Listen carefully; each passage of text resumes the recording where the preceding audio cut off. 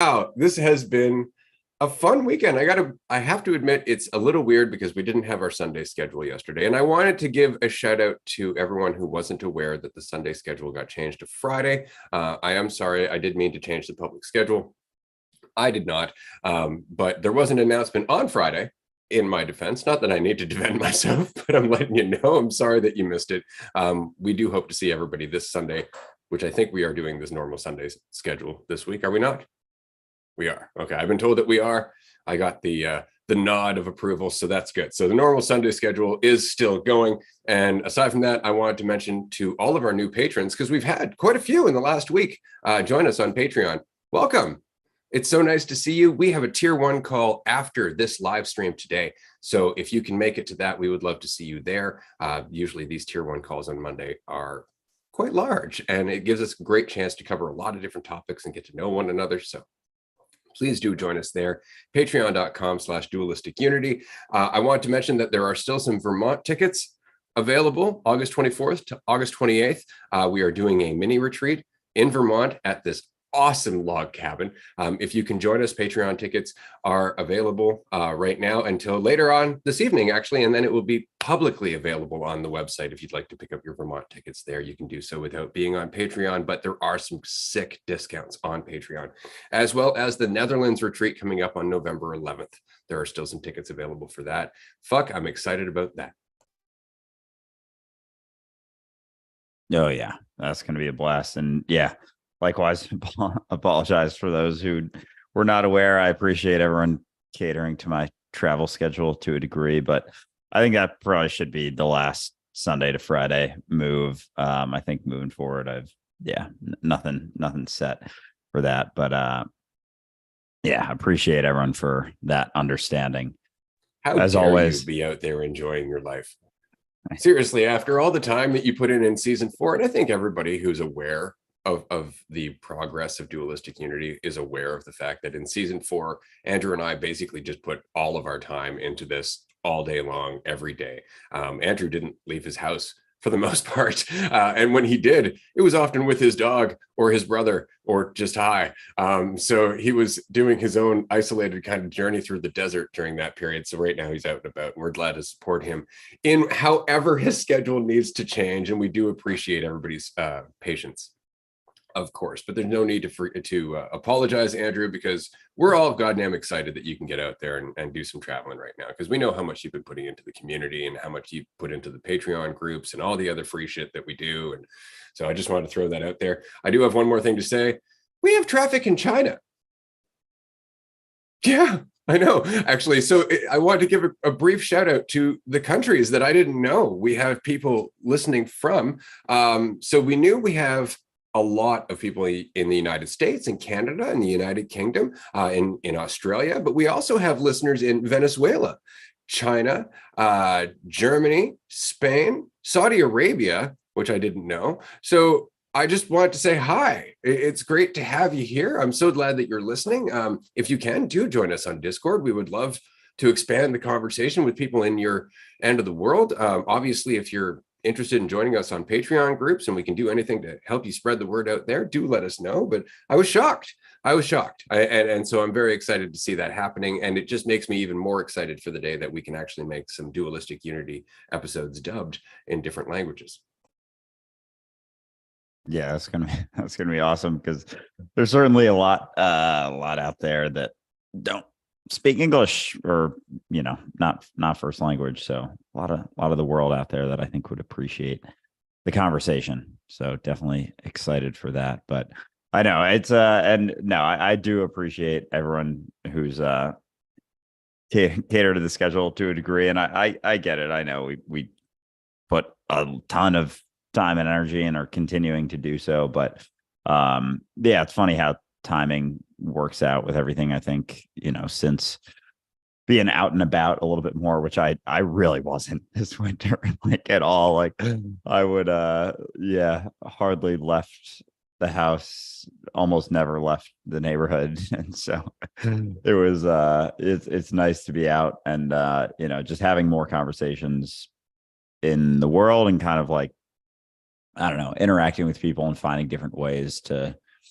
not necessarily always have this conversation. It's not like I'm obsessed with every time someone brings something up. I'm like, how clearly have you recognized that maybe you're not what you think, and shit like that. But it certainly comes up, especially when I meet new people, and they ask me what my podcast is about, because that's one of the first things that usually comes up. And it inevitably leads to some degree of a conversation. And so it's definitely, I don't know, added to my perspectives on things, and just different new insights tend to arise when you're in different environments, having different conversations, interacting with different people. So that's been a lot of fun. Yeah, aside from that, I don't think I have any announcements necessarily, but yeah, excited for this chat. I know you said you had some things. I have some notes on some insights I was having yesterday, but happy to start with wherever you're at. Sure. Well, first, I wanted to give a shout out to somebody that I spoke to this weekend. We had a one-on-one, which was great because we hadn't had a previous opportunity to do so. It was always in a group environment. And we were just having a discussion about, the process of going through all this, and that sometimes you feel like you're making progress, and other times you really can't see that progress. And you start to think like, one day I'm going to get somewhere where it's going to be really clear. And so you almost get a little frustrated that you're not there yet. And so you almost feel a bit of rush and a bit of pressure. And I was saying, as I said to somebody at our first retreat, cherish those walls. Don't rush it. Nothing says that you should be moving through this faster than you are at all. In fact, if you could, it would be painful and traumatic. The reason that it happens at the pace that it does is so that way you can digest it in a way that's not going to be as painful and traumatic at the end of the day. Trust yourself, trust your intuition, as it were. As long as the intention is there, it's a self-refining process. It really is, but it's all about the intention, the priority. If it means something to you, it's happening. Just so you know. I just wanted to say that quickly. Secondly, people often get the impression of me that I'm a really friendly, outgoing, extroverted kind of guy. And I've said this before because when I'm in a group environment, I give it everything I've got. In the same way as when I'm one-on-one with someone, I give it everything I've got. My full attention's where I am, and I'm going to make the most out of the moment because it's mine. It's not about anybody I'm with. It's my moment, so I'm going to make the most of it. And to me, that means connecting with people. That means learning more about myself, experiencing more of myself, not being in the way as much, that kind of thing, whatever you'd like to say about making the most of it. But that all said, because I do that, people are often under the impression that I like to do that a lot. And as with everything with me, that could be a little misleading, and there is balance. And what I mean is that, and this is important because I know a lot of people feel like they're introverted, they should be more extroverted, or they're extroverted, they don't like being introverted or by themselves. There's a balance there. I've said this before in previous episodes, like when you're by yourself, that kind of informs how you act around other people if you use it that way, right? Because what you're seeing by yourself is all your insecurities and the shit that you run on habitually if you're paying attention. And that happens to be the same shit that trips you up when you're around people. So it's a good opportunity to work on it on your own. But then when you're around people, you've got to apply all that shit that you work on your own. But if you never go around people, you never get to do the application, which means you just keep spinning through the same shit. You're not giving yourself to actually the opportunity to actually practice the lessons that you're learning by yourself. Right? So if you're always extroverted, you're avoiding those lessons as well. You might be dancing well with other people, but you're never looking at your triggers to any great depth because you don't have the time to. At the end of the day, you don't have that opportunity to self-reflect on why you said that to that person or why that suddenly got so awkward. Not looking for something weird or bad that you've done, but just looking at the flow and where it came from and seeing all the considerations, which is always easier without judgment. So that all said, I love being around people, but I also love being alone. And I look at it as something that's kind of necessary to a certain degree. And so I just want to make that very clear that I love being around people, but if you hang out with me for a certain degree of time, eventually there's going to come this point where my attitude is going to shift a little bit and I'm going to start leaning towards the door. And it's because either I want to go or I want you to go. And that's not to be insulting, but it's a recognition that I need a little bit of that time. I could do without it, but ultimately that won't be giving you the best I've got because then I'm losing my balance. right? So out of respect for you and me, get the fuck out. I'm with you. And I think having that perspective of the balance and not necessarily needing one or the other is important, because if you're in a spot where you're around a bunch of people and you feel like you need to be around a bunch of people, or you're by yourself and you feel like you need to be by yourself, or vice versa, or think you're in the one that you shouldn't be in, it's like it's always gonna hinder the ability to get the most out of the situation. And most people, I think, lean to one side or the other, like feel like they need to be around other people because they don't like being alone, feel like they need to be alone because they don't like being around other people. But there's opportunities in both. And I think that balance is, like with everything, so important. Like, our healthy living episode comes to mind, with just like so much of that episode is just about balance. We're not giving you this way to live objectively correctly and all this shit. It's like it's always comes down to you and your willingness to look at a given situation and just make the most of the situation. So if you're on the side of feeling like you need to be around other people, you're going to act in ways that are manipulative when you're with other people in order to maintain that, because that's the focus as opposed to the fullness of the experience. When you're by yourself, and you feel like you need to be by yourself and you can't be with other people, you're going to act in ways that are, you're going to avoid certain situations that would allow you to grow and actually apply it. And it can oftentimes create a sort of spiral as to your concern for being around other people and then not being around other people. And then, you don't have the opportunity to learn from those types of situations either. And so it's always that balance. So if you're on one side or the other, say you feel like you need to be around other people all the time, like take that time to be by yourself and be willing to sit in those feelings of discomfort, because those feelings of discomfort are just, a couple layers that are hindering your ability to see what's there and like actually get a lesson out of that. And your willingness to sit in those feelings allows for them to be kind of peeled back, to be removed, to be worked through. But a lot of times we just sit in them. We're like, I don't like this feeling. This is uncomfortable. And we're never willing to feel it through and make our way through and do it despite that. And even this kind of leads into one of the things I wanted to talk about, was just like, so I went out Saturday night, went to a concert with my friends, and I got pretty drunk with my friends, and it was a great time. We were in Austin, and we actually saw Quinn 92. That's who we were seeing, former guest on the podcast. Great episode if you haven't checked that one out yet. And so then yesterday we drove back to Houston. It was great, like good time.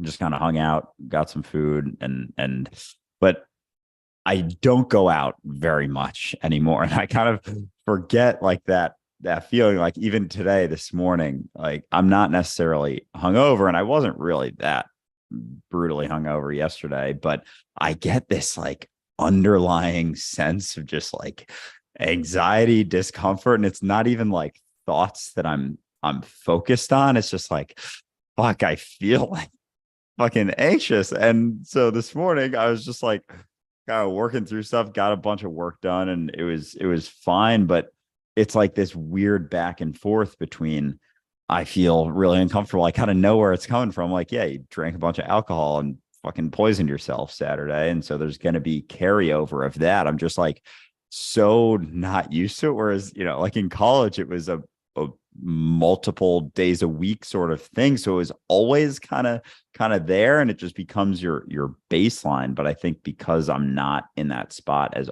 nearly as often anymore, it's almost like, what the fuck is going on right now? And it's just, what really always helps me is just letting go of the idea that there's something wrong with the feelings that I'm feeling, the situation that I'm in. Like as soon as I'm like, yeah, there's these feelings that I'm feeling, but like there's nothing wrong with that. And who's to say that there is? And who's to say that I know with certainty what's going on or where it's leading to or what you can learn from it? And so your ability to just sit in those feelings and feel them, not make an assumption, not run towards that false certainty to create a cessation of the discomfort that will long term not allow you to see what's actually going on there and just being willing to sit in the uncertainty and not fight it or try and get rid of it is kind of, I don't know, that's the key for me pretty much always, is just letting go of that false certainty that there's something wrong with what's happening. But it's funny kind of going through it, and it's like just a roller coaster of a situation, like in, at least for me, like in my head, of just like, I don't like this. And then coming on here, it's like, still not feeling great, but what are we going to do about it? Well, we can talk about it and talk through it and talk about, the reality of going through it and feeling those sorts of things, because that's all it ever is just letting go of the idea that what's happening, and like being okay sitting in that uncertainty, continuing to move through it. Like, I know they're going to go away eventually, and even now they feel better, but it's still like a fucking like weird internal feeling. It's hard to even describe, but I'm sure everyone knows what it's like to a degree. But yeah, so anyway, like continuing, this is me just like talking through it as I go, but it's always interesting to kind of be sitting in those types of feelings, and it's really just my resistance to it, the idea that there's something wrong with it, or turning it into some sort of additional thing, like making a story about it as if I have any fucking idea like what it actually is, that causes it to continue on for an extended period of time. But it doesn't mean that, you let go of the idea of it being wrong, that they're just like gone like that. Like they still linger for sure. Oh, you still get to crawl your way through the progression of different mentalities leading out of it. And that's it, right? Like you worked your way there, and now you get to work your way out. But that changes over time. And again, because you resist it less, it gets a little easier, right, to go through it, as opposed to, oh, I'm such a dumbass. And on the other hand, you can look back and go, maybe that third shot of Zambuca was a bad idea. Like that kind of thing. I want to throw in very quickly, actually, regarding all this, June 14th, if you happen to be in the Denver, Colorado area, Andrew and I are going to be at karaoke. I'm not telling you where we're going to be at karaoke, but it's one of the bars in Denver, and it's on Wednesday night. So if you would like to join us on Patreon for an early kind of glimpse at where we're going, because we'll tell you the week before, or just wait until the 14th and check out your Instagram, and we'll post it on there possibly, or on our community Discord, because we would love to pack karaoke with just Dualistic Unity people. Wouldn't that be fucking awesome? That'd be great. And the other thing I'm mentioning is that if you come, we can have a beer together, kind of walk down that road that Andrew is regretting right now. Walk right back into it. We'll get through it all the next day together. Well, at least me and Ray will. I don't know about everyone else. But yeah, no, I'm pumped for that, because yeah, with my singing shit, I haven't posted a video in like 3 days. I'm like, yeah, it's fine. Part of me, so it's funny because sometimes I'll be like, oh shit, I really should, and I like start thinking like, oh, I'm not keeping up with it, and it's like I've still been singing and humming and all that shit, so like still practicing, and then it hits me like no one's keeping track of what days I post a video. Like there might be a couple random people who are like, I thought he said he was going to do it every day, and I haven't seen one in 3 days. Like, fuck those people. Exactly. At the same time, fuck those people. So yeah, all that said, I am excited to get to karaoke. I was talking to my buddy, I'm visiting right now in Houston, if there's any bars nearby, and he's like he's not trying to go to karaoke, and he's like, yeah, there might be a couple, and I was like, we trying to hit one? And he's like, I'd prefer not to. I was like, come on, it could be a good time. I gotta get some in-person practice in, but at the very least I will be at karaoke on June 14th. Is that the day we're doing it? Yeah. So very, very excited for that. I'll probably have a couple songs prepped and ready to go for that, and I'll get some videos on Instagram from it for sure. Oh yeah, fuck yeah. Maybe we'll live stream a bit while we're there. It'll be an official DU event.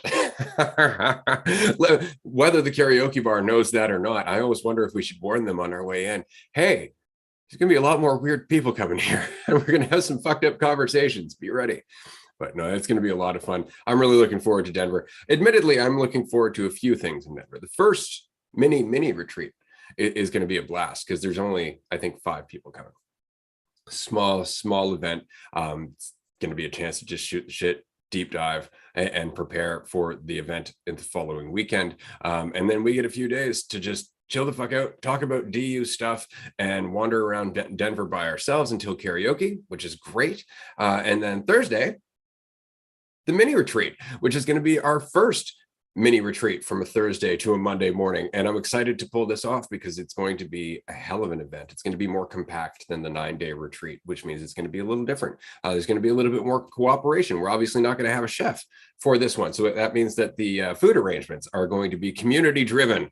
And we're going to be reaching out to everybody very shortly to make some of that happen. But I'm excited as shit. And more importantly, there are games at both of these locations, which is awesome. There's a movie theater at one. There's a pool table. There's a foosball table, air hockey, and I'm pretty sure Miss Pac-Man.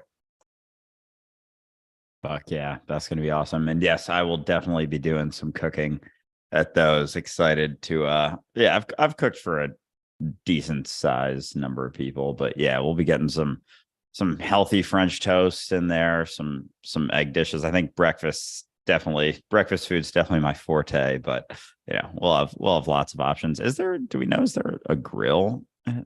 Pretty sure, yep. Okay. Yeah, I thought so. So yeah, maybe some grilling, some burgers and dogs, something like that. But yeah, it's gonna be a blast. Very, very excited. For our vegetarian or vegan guests, we'll make something happen for you. Don't worry. We'll find something that looks like a burger and grill that. Yeah, we'll find you some leaves somewhere. Just kidding. We'll do some vegan burgers or veggie burgers or something. We'll cater to everyone's dietary needs and preferences, which yeah, we'll be aware of beforehand. But yeah, I got some other thoughts about some insights. Now's the time. Yesterday. All right. So I was yeah, when we got back yesterday, my friend and I took an edible and and I just like smoked a bunch on top of that. I'm just like, it's so funny thinking that years ago I was scared of taking edibles for a while. And it's like, now I took one. It's funny. Like I took one, I went on a run. I took one, like took some pulls from my bed and just like went on a run and then came back and just kind of chilled out. And no matter how high I get, like, again, maybe I said this last week or the week before, like there's probably going to be a point where I'm like, okay, maybe I'm like a little bit too high right now. But for now, because I was debating it was 10 milligram gummy. I debated taking 2. And I was like, you know what? 10's enough. I can smoke a little bit on top of that. But so later in the day, I was in the bathroom and looking into the mirror, and it's funny, like I'll get pretty similar feelings when I'm really high, whether on mushrooms or weed. And I was looking, and I think I maybe closed one of my eyes, and it just kind of hit me like, you close your eyes, you see the things move, like how much we're seeing things from 2 perspectives at all times, and we only think of it as one perspective. And what happens if you close one of your eyes? You don't have the same depth perception. And so there isn't that like natural ability to measure like distance in the same way. And so it was making me wonder, like, how much, not that it's the cause by any means, but how much of our perception of division being truth is exacerbated by having 2 eyes instead of just one. Like with one eye, there isn't as much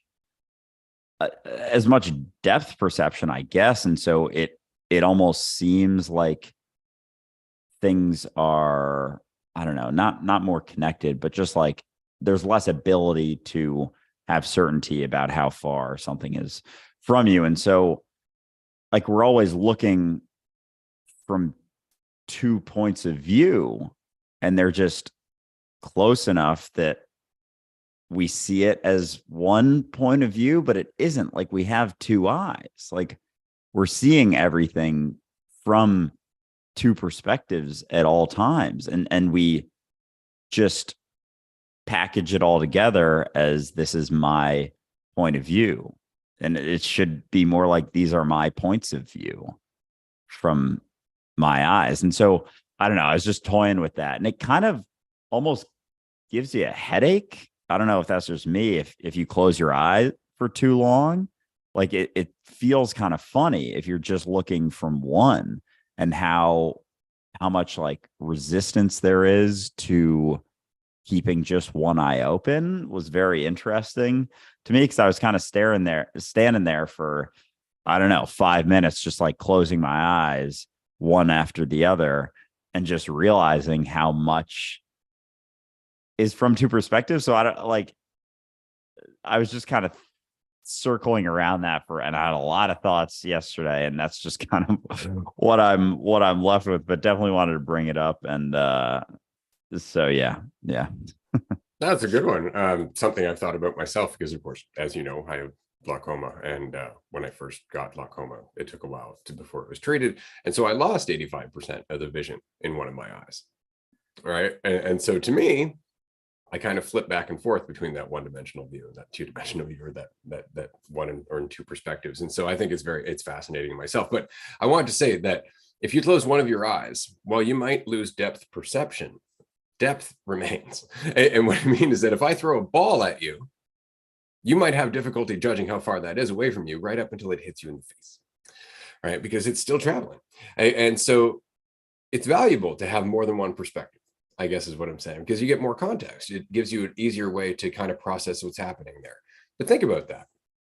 If two perspectives is so valuable, more perspectives would be more valuable, right? But we're just talking about our eyes instead of talking about the fact that there are numerous perspectives of everything happening, right? All the time. And this is kind of what we get caught on too. We get caught in looking at one perception of whatever it is we're going through. And that's very much the equivalent of only having one eye open. There's no depth. Right? While you might think you're looking at what's happening, you're not seeing how much detail is there. So you almost have to question your own perspective of anything to be able to get a second perspective. Now you're sitting between one or the other perspective, recognizing both of them have some validity.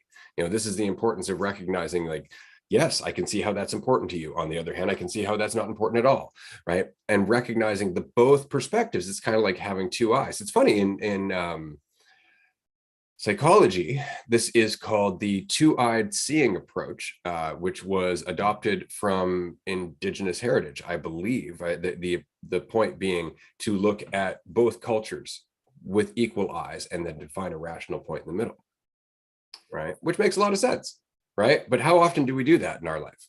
Normally, we just look at it from the one perspective, so through one eye, we're like, it's that. And then we don't look at it through the second eye. And why not? Well, because that's less certain. Right? Oddly enough, though, it's not. It's not less certain. It just seems less certain because now there's more considerations, but you have more depth. You can actually get more information out of what you're looking at because you're looking at it from two different points of view. Right? So there's a lot of symbolism there, as always. But I think it's really funny because I toy with this thought constantly.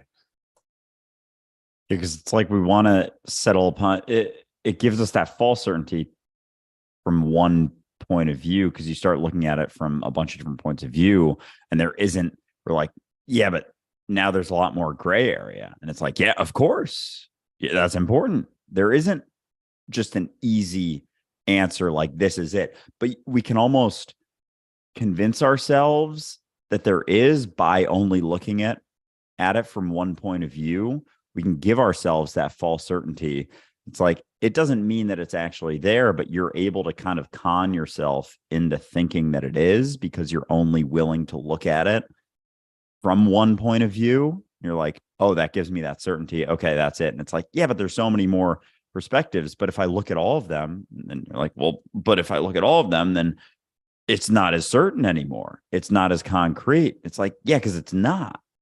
You're just convincing yourself that it is by not considering all of the perspectives, all of the points of view, because it's harder to feel really, really, really good about coming to an answer when there's a bunch of things to consider, but that gets you closer to a well-informed answer, but you don't get that comfort of the false certainty. And so that's why we stay in our little boxes, stay in our little like one lane point of view, because it feels easier and more comfortable, but the decisions that you come to are not nearly as well informed as considering more perspectives and more points of view. But we do that all the time, and we resist. Someone brings up, someone questions a religion that you believe. It's like, well, you're thought of it like that, and they're like, stop doing that, you're being disrespectful. It's like,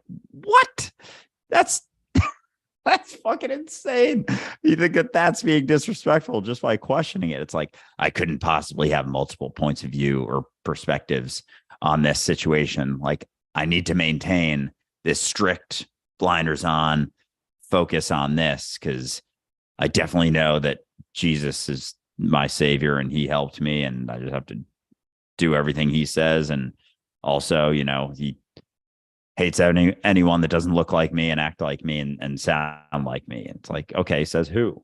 Well, I'm just trying to be comfortable. And it's like, you maintain or you at least start looking at other perspectives. Like, it's really difficult to settle upon that concrete false certainty, but people continue to do it. We're always doing that, but having the multiple perspectives isn't as comfortable because you can't settle on anything, but it at least informs the process of coming to any given decision with more clarity. Like, you take a bunch of different points of view, that answer might not be as comfortable as you wanted, but it's so much more informed. But we have to be willing to let go of that desire for the comfort of just settling upon one thing in order to do so.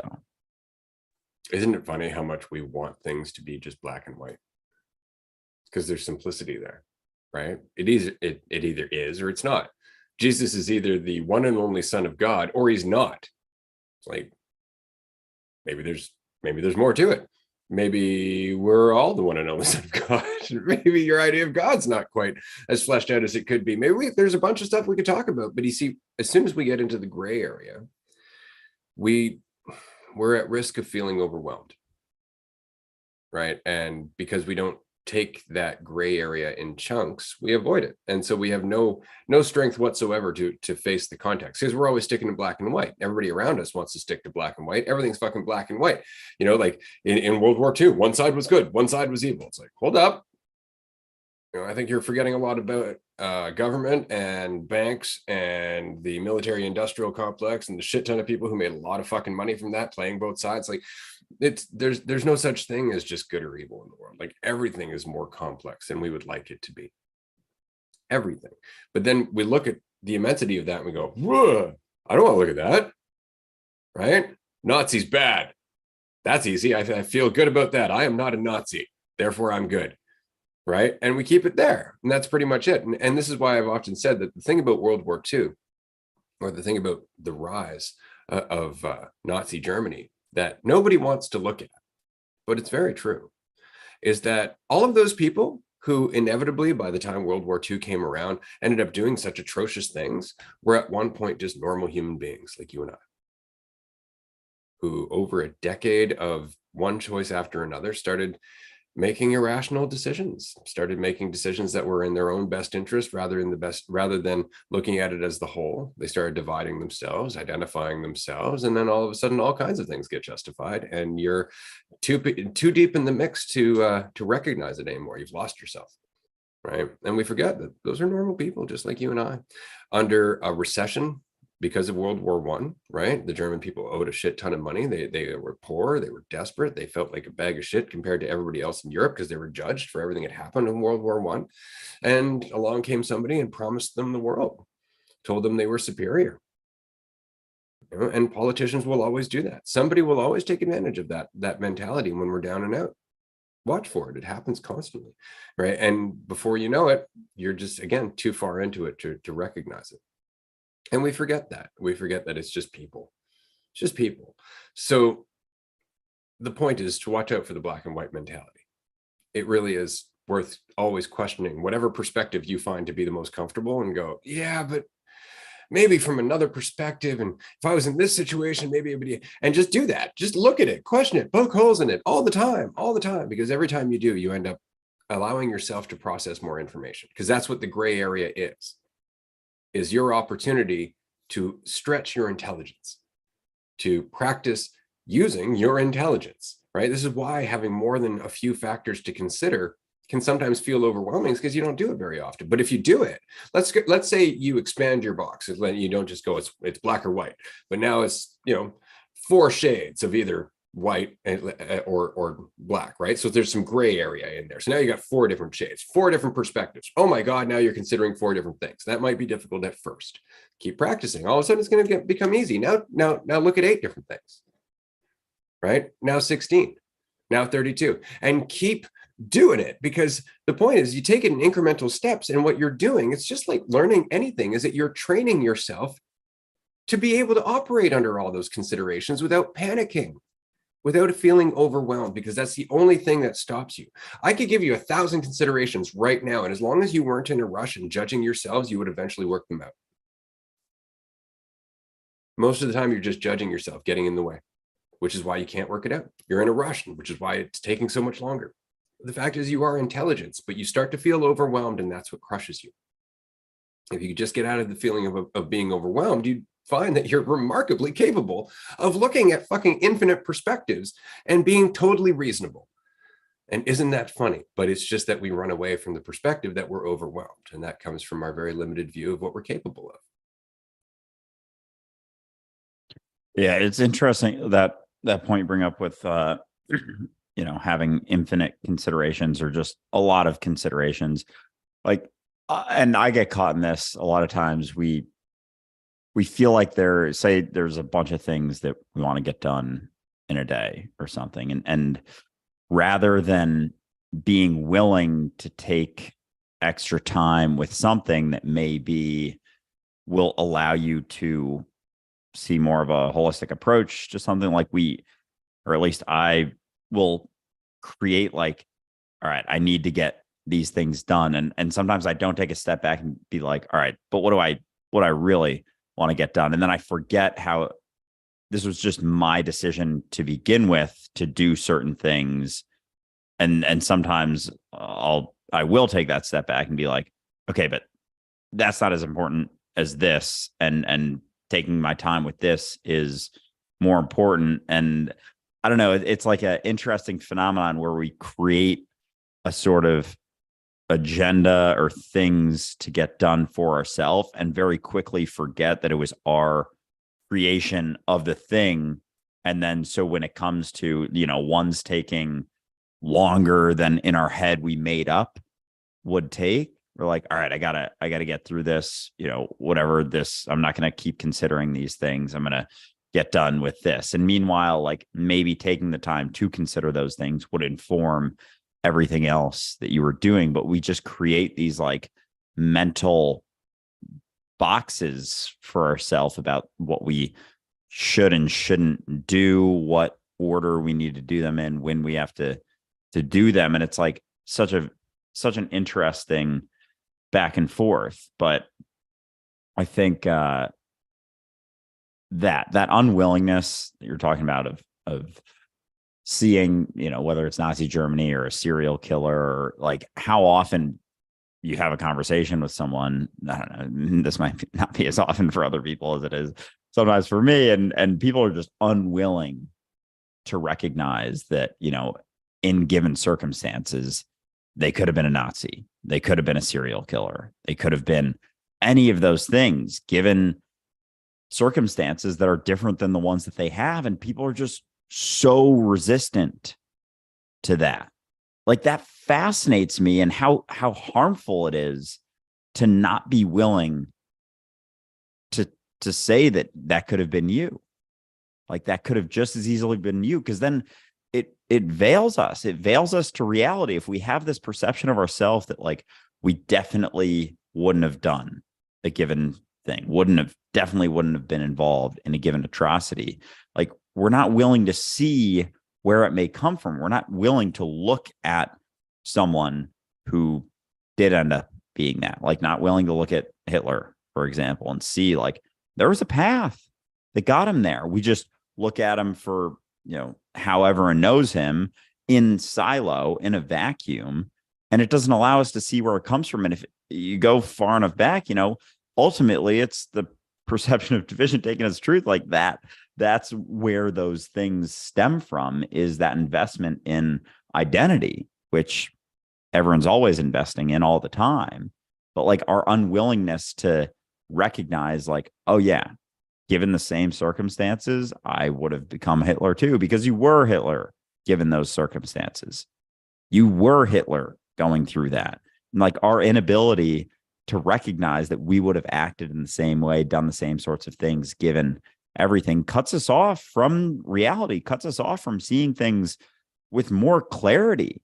Like you have to be willing to accept that you could have just as easily been the serial killer, the shooter on the news, and the kids who got, shot. Not to just dive into like the darkest atrocities that we deal with, but like that's what we have to be willing to do in order to see reality clearly, in order to face these things and look at them. Like we're simultaneously trying to quote unquote improve these types of things without admitting that we would have done the same given certain circumstances. So through that recognition that you would have done the same thing, you can actually look at where it came from. If you're not willing to do that, you're not going to be able to see where it came from. You're just going to see it and be like, what the fuck? This is so crazy. Like, how does this happen? How does this happen?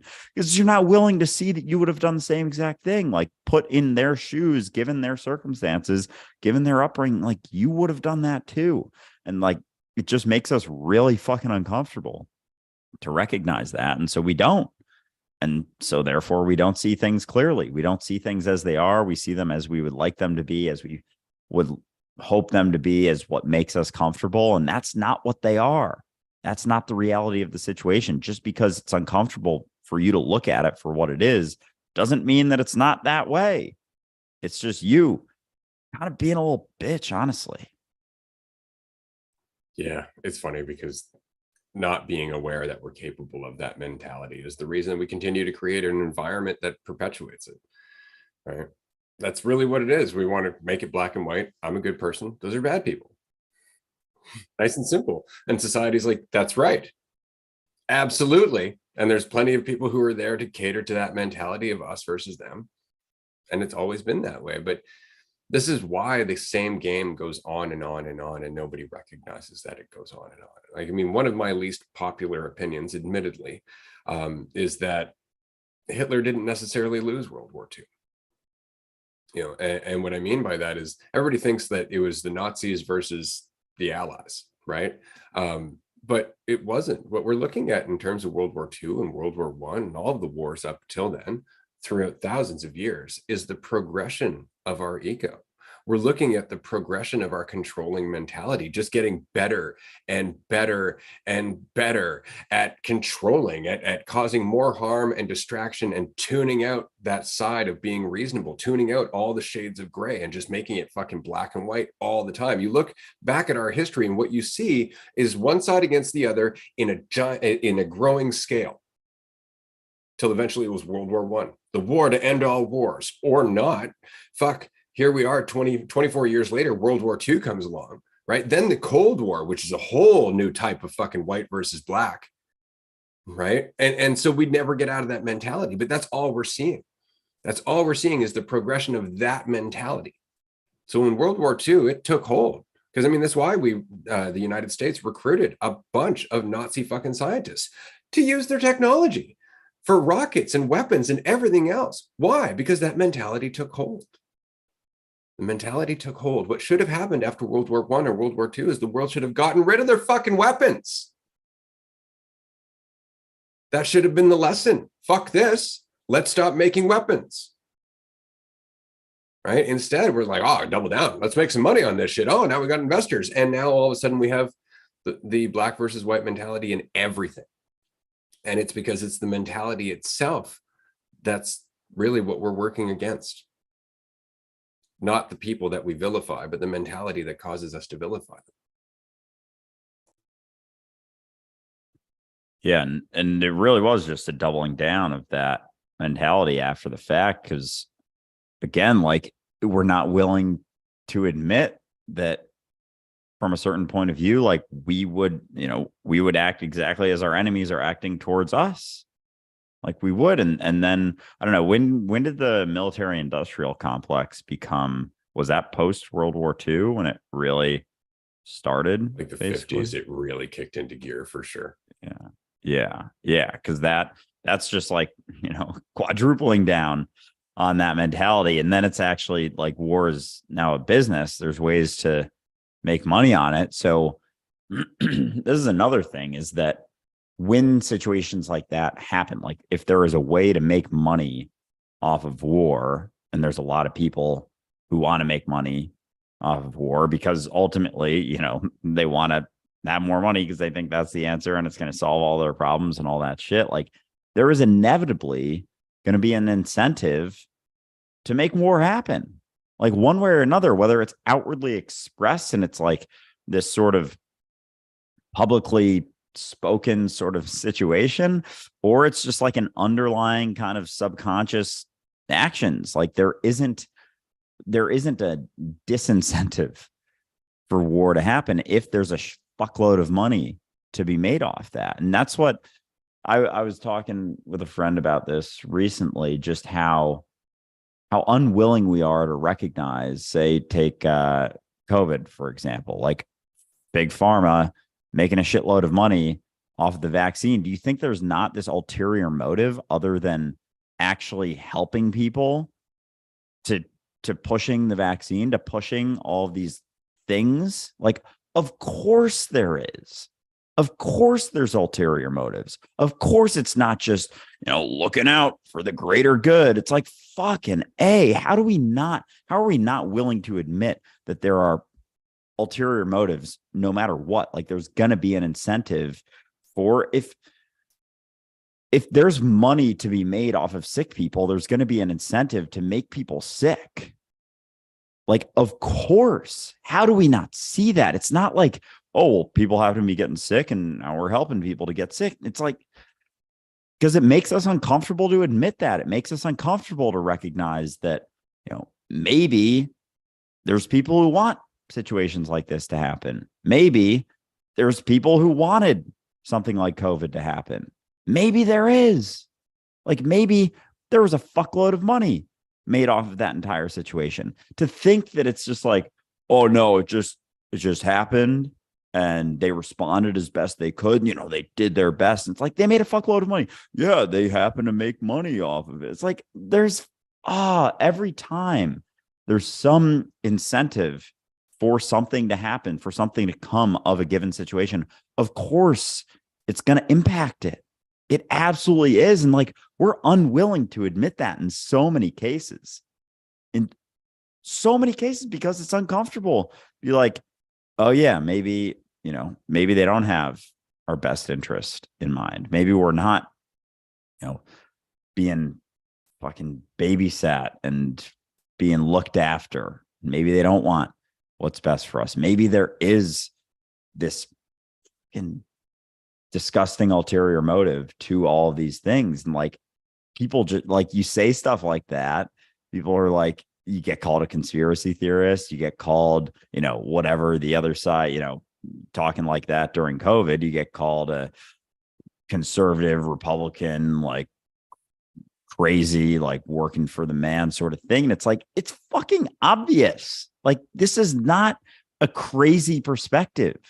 It's a rational, logical perspective. Of course, there's going to be impacts if they get to make money off of it. It's the same for the military industrial complex. It's the same for fucking healthcare industry, big pharma, all of it. If there's ulterior motives, there's going to be a push for certain things to happen.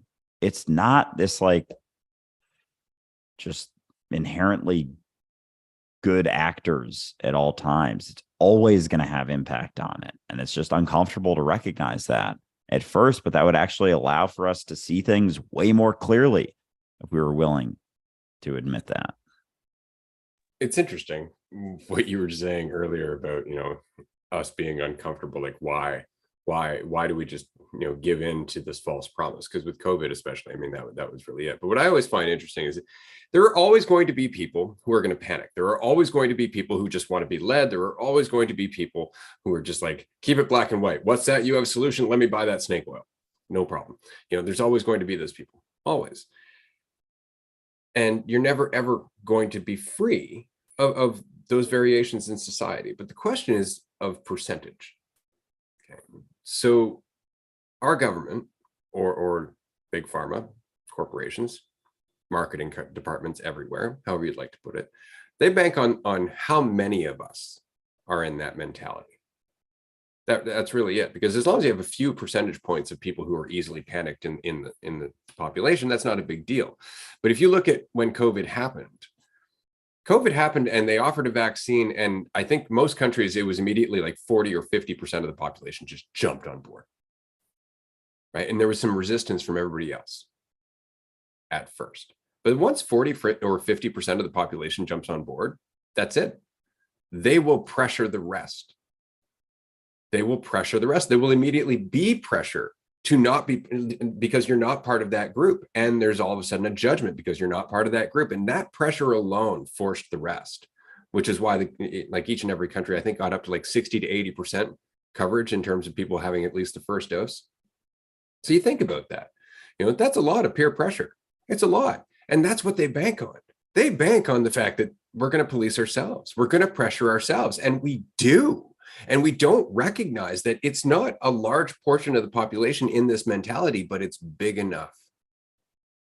It's big enough.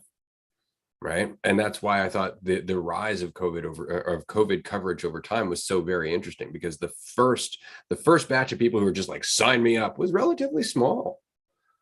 And I say small in that it wasn't the large percentage of the population, but then everybody else kind of got pressured over time. And then when that didn't work, it was the government's threatening your jobs, threatening your right to travel, threatening your right to go to places. Like, they had to fucking force us. But the biggest push came from the majority, or the percentage of our population that's willing to tell everybody else what they should and shouldn't do.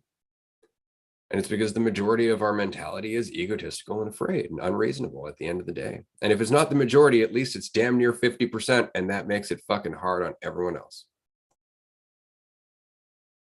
Yeah, it really is that false certainty. Like, even, oh, goodness gracious, in a situation like that, where it was almost entirely untested, there were not things done beforehand. It was just like, this has to get done. This is the answer. This is exactly what needs to happen. And no one fucking knew. And, of course, now it's coming out like, well, we didn't know for sure, but like, it was the best we had. And it's like, where was that mentality when you were shoving it down our fucking throats and pressuring everyone into getting it?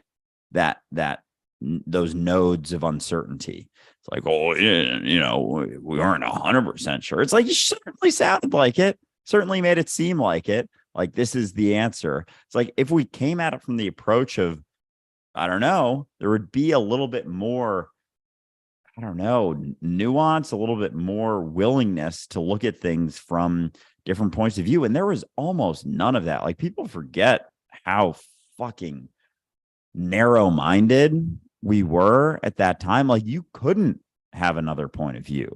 You could not. There were lots of like very well-informed doctors who were like, I don't know about this. Like virality specialists who had specialized in viruses for their entire life, years and years of experience, like written books, like gotten awards for it, who were speaking out against it. And like, they were silenced.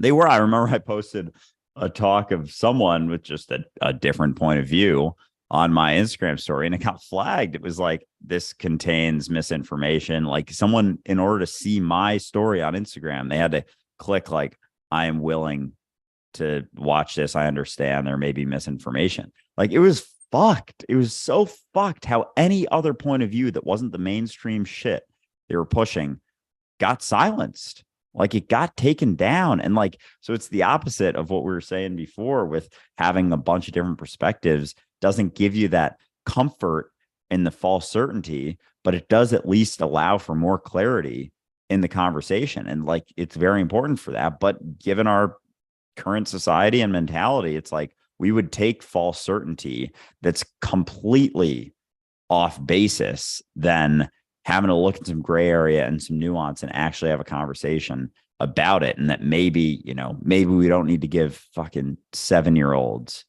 the vaccine because they're like basically not at risk at all. And maybe if we focus on the ones that actually are and look at things for what they are, whether it's older people or obese people. And that's another thing. They weren't willing to say anything about that. Like they weren't willing to say this actually impacts fat people way more than everyone else. Like we couldn't even say that because it's like, oh, be careful. Don't want to hurt someone's fucking feelings. And it's like, okay, so we're willing to have people die because of this vaccine or get, you know, other shit, all of these other symptoms come of it and repercussions years down the road because we're not willing to hurt someone's feelings. Like, Jesus Christ. Like, I think we really do forget what it was like, especially through like 2021, after we had figured some things out. We're like, nope, can't say that. Got to be this way. Got to follow this. Shut up. You don't know what you're talking about. You damn right-wing crazy person. Oh, God. Anyway. Well, and what's funny is that, and again, like all they have to do is make sure that we stay in a certain mentality that blinds us, right? At the end of the day, because then we just don't notice things. We just don't notice things to the point where Trudeau, Prime Minister Trudeau here in Canada, just recently said with a straight face, I'm not lying at all. You can find the fucking clip. We never forced anybody to get the COVID vaccine. Actually said that shit, which is fucking hilarious because you can go back and find all the clips where it's just like, you know, you don't have a right to have these amenities and like there was a whole thing about, you know, people who weren't vaccinated being like the scourge of Canada and not being rational people and ultimately being reflective of like a racist mentality and this whole thing. And I'm not saying that there weren't a certain portion of people who were anti-vaccine because of the black and white mentality. That is also true. Right. So I'm not saying everybody who is anti-vax is using their fucking brain by any means. Immediately, like a lot of people were just like, it's the government. Right. Government's full of people. So that's not black and white either. People are not black and white. Everybody is nuanced. Right. So that's the whole thing, is to have that reasonable mentality. But the point that we couldn't ask any questions without it being looked at suspiciously. And like the fact that people were told, and I still find this fucking hilarious, you know, what? You're doing your own due diligence. You're reading information on your own? Yeah, that's what we've been encouraged to do forever. I grew up with that value. Who hasn't grown up with that value? We've been told our whole fucking lives. Read. Do some research. Look for yourself. Don't believe everybody. Well, if everybody else was jumping off a bridge, you wouldn't do it, would you? All of a sudden, they're like, jump off the fucking bridge.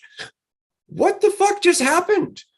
Like, it was the weirdest thing. And that's what should be suspicious, because it isn't far from this mentality that we start burning fucking books because we're threatened by them without ever having read them. It's the same mentality.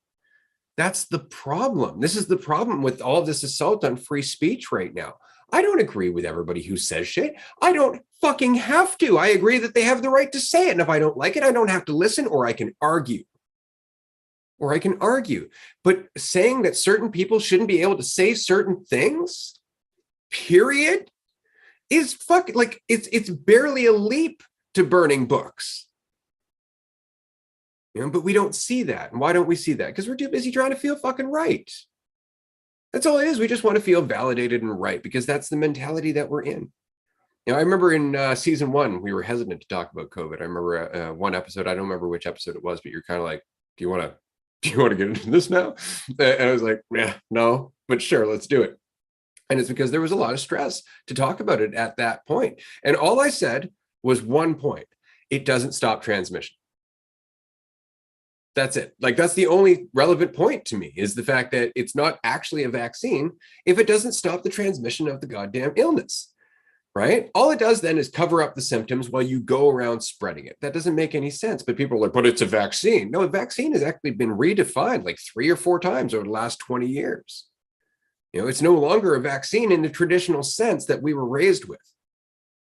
Like, we were raised with, smallpox vaccine and shit like that. And you're like, yeah, that kills it, right? This is not that kind of vaccine. Totally different definition of the word, right? But do we know that? No. Do we want to know that? No. Why don't we want to know that? Because it's so fucking nuanced. There's no way to feel safe. We have to rely on our own due diligence. And that is not something we're used to doing, because it's not something we're encouraged to do. Yeah, like we're not even willing to admit that the vaccine wasn't like didn't do all the things that we wanted to do. It's like we just saw vaccine and then just like closed our eyes and we're like, yeah, stick it in me. Like that was it. There was no willingness to look at it and be like, okay, well, what does it actually do? Like what's actually happening here? As you've brought up, like it doesn't rid yourself of the ability to transmit it. It just lessens your symptoms so you don't know you have it when you have it sometimes. And so let's just take those two perspectives, getting the vaccine or not. Say you get COVID and you have the vaccine, you're not going to be able to tell as much. You might just have a subtle, like, be feeling a little bit lower as opposed to feeling the symptoms, like being very sick. It's like, it's going to be way more obvious. And if you don't experience those, then you're not going to take the required things or take the precautions that you would if you were actually really sick. So all it does is suppress those. So it keeps it under the veil, and then you go around spreading it essentially. So like, it's hilarious kind of knowing that, and like how hard it still got pushed, and like people were just willing to do so, thinking that it's for the greater good. It's like, it's actually the opposite. Like getting it is actually worse for the greater good in terms of spreading it and whatnot. And, we don't have to get into like the reality of what it was actually like necessarily in terms of, whatever, how different it was for a lot of people to just like the cold, basically. But yeah, like it was so interesting how it was just like vaccine, false certainty, take it, you're good, you're a good person now, as opposed to looking at it, taking it to a step back and being like, well, maybe this isn't the end all be all. Maybe this isn't the best option. And we were just willing to take that tiny little bit of, I got the vaccine, therefore I'm a good person, and not have any concern for the reality of the situation and how it would actually play out. Like, but that it makes recognizing our mentality for what it is, like we would rather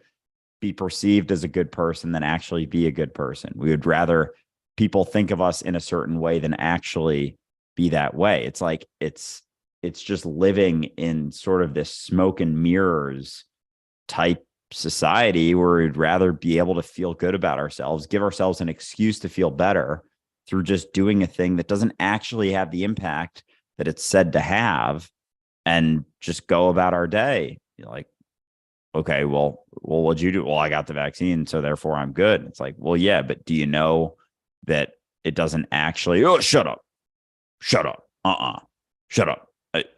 Just get it.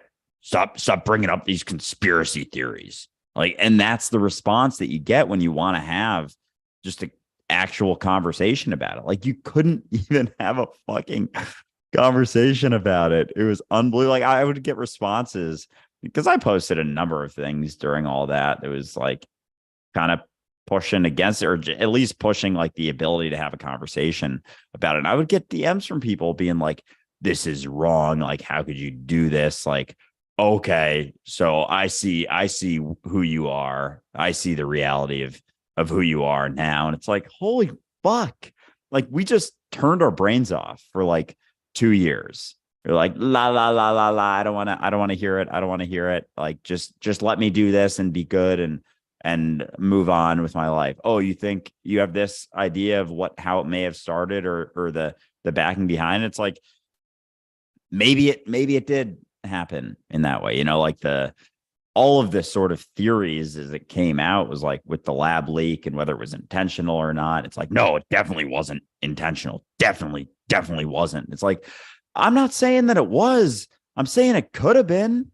Like, no, it definitely. And it's like, you can't even say it's like, maybe it could have been. Like, we couldn't even say that. Like, that's insane when you look at it from a logical, rational approach. Like, there is a tiny, maybe a decent chance, but maybe even a tiny chance. And you couldn't even say that maybe there was a tiny chance of that. Like, you really couldn't. And you were like, oh, well, yeah, you could. It was like, no, like people forget so quick how that went down, and like our inability to even bring up a question of like, maybe it isn't exactly as it seems. And it's, it's very symbolic of just all of reality and how we perceive reality, and just the desire to feel safe and comfortable despite not actually being safe and comfortable. It's like, if I feel it, then that's enough. And like, we're willing to settle for that over having conversations and being willing to be even slightly uncertain. It's like, there's no chance of that. But again, I think it's important to remember that it's reflective of our current overall mentality, right? Like our collective mentality is a spectrum between willingness to be uncertain and resistance to being uncertain. It's just that there's a large percentage of our population that are on the side of resisting uncertainty, or on the side of identity, or on the side of judgment and fear and all that other shit. And so, like I said, it's just like that 40 to 50% of the population that's immediately like, what's that? You're telling me what to do? Yes, sir. Right. And it's because they didn't want to question. That is the force. That's the problem. That's what the banks and the corporations and the government bank on. That large percentage, because that's enough of a swell to pressure the other 30 to 35% of the people who are going to fall in line. And that's it. So you have to think, if that's the case, then it's just that percentage. That's the problem. That's all we have to work away at. And that doesn't mean going out and lecturing them. It means not being one. It means questioning ourselves, questioning why we need to feel so certain, questioning our own black and white mentality, including about the people I'm talking about, because you see, it's part of the same mentality. These aren't bad people. These are people who are afraid. These are people who are reflecting the same mentality of fear that you experience from time to time. It's just that they're there more often. And they're there more often, which means that they're desperately looking for a way out, which is why they're looking for someone to follow. And you can relate to that, because when you're afraid, you're looking for a way out. Just imagine living there more often, and you'll start to be able to empathize with these people. And you can see the mechanism that these corporations and the government and the system as a whole takes advantage of. But it's just the fact that a good, solid percentage of our overall collective mentality is still that afraid. So what we have to work at is our own fear, because you are the collective, right? We keep looking at the world like, oh, they got to change. No, there is no them. That's part of the mentality that's causing that slant to the scales, you see, right? It's counterintuitive in that you got to stop focusing on everyone else, which is, if you'll notice, what that side of the scale is doing, okay? And work on your own fear. Work on your own willingness to question things. Work on your own willingness to be responsible for your choices rather than always taking the easy way out. But work on your own ability to question the black and white mentality, to be more reasonable. And if you do that, then you're going to have a different impact on the people around you. And then they're going to have a different impact on the people around them. And I'm not saying it's going to happen overnight, because we didn't get here overnight. But the fact is, if there was 40 to 50% of the population that immediately went, oh, hold on, I have to look into this, I have fucking questions, that wave would not build as fast. That wave of pressure that we felt during COVID wouldn't build as fast. In fact, it may not take off at all. Exactly. Man, just that. Hold up. I got some questions here. I'm a little bit curious. Maybe this isn't exactly what they're saying. Maybe it's not. And just like being willing to sit in that uncertainty is so important for everything. Like this is a mentality that can be applied to every situation that we go through, be it on an individual, collective, familial, friend level. Like everything is just us making an assumption about a situation that allows us to get out of that state of uncertainty or feel like we're out of it. But there's always a cost. Like, and it goes on both sides. It's just our desire to feel like we can be certain. Just the feeling of certainty is what we're striving for. And that it's like on either side of the spectrum, whether it's certainty about feeling shitty about ourselves or certainty about feeling good about ourselves. And it's never on either end. Like it's never the thing that we settle upon. It's just that we'll trade that false certainty and any repercussions that come from it for sitting in that uncertainty. And like every time we settle upon the certainty, it's like closing your eyes. Sitting in that uncertainty is keeping your eyes open. That's all that it is. All that sitting in uncertainty is remaining free and clear. And it's not, you're not getting an answer, but your eyes are open. And like, we're always looking for an answer. And it's like, maybe it's not about getting to an answer. Maybe it's just about keeping your fucking eyes open. Maybe that's all this whole thing is about. Maybe all of reality isn't about getting to a spot where it's like, yes, I know this. This is it. This is the answer. This is the right way to do things.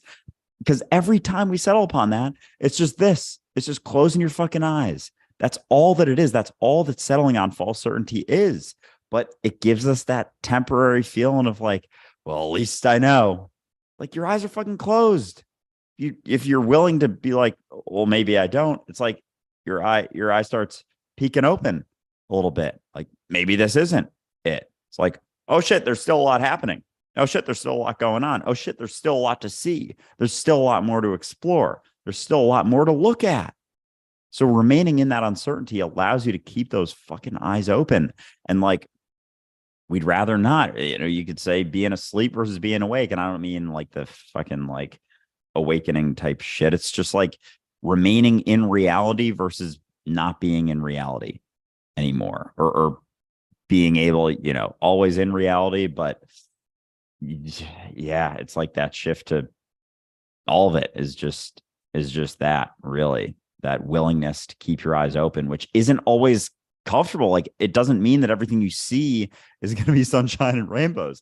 Like you might see a lot of fucked up shit, but like, is closing your eyes to the fucked up shit can allow you to handle it better or worse? It's obvious, of course, but that's all it is like, are you willing to keep your eyes open or not and see what's actually happening, which is not always pretty. Sometimes it's pretty, sometimes it's great, but a lot of times it's not. But like, if you close your eyes, you're not going to be able to handle it in any way, shape, or form. You're going to close your eyes and just reach out for someone to pull you through it. And their odds are they have their fucking eyes closed too. So it's really is the blind leading the blind, and remaining uncertain is just allows you to keep those eyes open and see things for what they are, as opposed to what makes you comfortable. Well said. Absolutely. And on that note, before we wrap up here quickly, there was a question in the comments section. I've been too hesitant for change in life. I can't make that change, or I can't make that jump into venturing out and trying new things or seeing new people. Tips on not being complacent in life. I've got nothing. Because what you're telling me is that your justifications for not changing are more important to you than the change. And until that's not true, you're not going to do shit. Doesn't matter what I say. And that's really the question that you should ask yourself. Why isn't it important to you? Why is it important to you? Why do you want this change? Is it because you should change, or are you actually tired of the day in, day out false certainty that you experience, the repetitive patterns, the constantly never pushing beyond what you know, and always existing within this little bubble that's starting to stagnate? Ask yourself, why is this not important to you? And you're going to face some discomfort there because it's really on you, and you can make whatever excuses you want. But at the end of the day, if you're not doing it, nobody's going to do it for you. And you have to keep this in mind. Like, if it's important, do it. And if you're like, well, I don't know what to do something bigger, right? If you can't figure out how to change your life day to day, moment to moment, move to a new environment, move to a new city where you don't know some people, throw yourself into the mix. You'll figure it out, unless you want to make justifications and excuses, in which case you won't, right? But it comes down to you. Is it important to you? And if it's important to you, you'll find a way to do it. And if it's not, you're going to sit there asking how. Please show me. Is there a way? What do I do? Nobody knows. See, nobody knows how to answer that except you. And the only way you're going to find that answer is to go out and fuck around and find out. And that's the only thing that'll work. That's the only thing that'll work. There's no tip in the world that's going to make this easier on you. The whole point is not wanting it to be easy. Go fucking do it. And that's the end of today's Raw episode. This has been a blast. We're going to continue on in Patreon in 15 minutes. It's a tier 1 call today. You can join us, patreon.com/dualistic unity. I'm going to pass it over to Andrew here, but thank you everyone for joining us. This has been a great time. Yeah, this has been a lot of fun. And just to that last point, there is no right way. The only way to figure it out is to do shit. Like, you can't sit there and think that it's just going to come to you. You have to be willing to go through it. And so if you don't know which way to go, like, there is no right way to go. So just go, and, you know, you continue to allow that process to unravel. And eventually you come to some insights. You start figuring things out, but it's not getting to a spot where it's like, oh, I know, I get it all now. It's like, that is the process.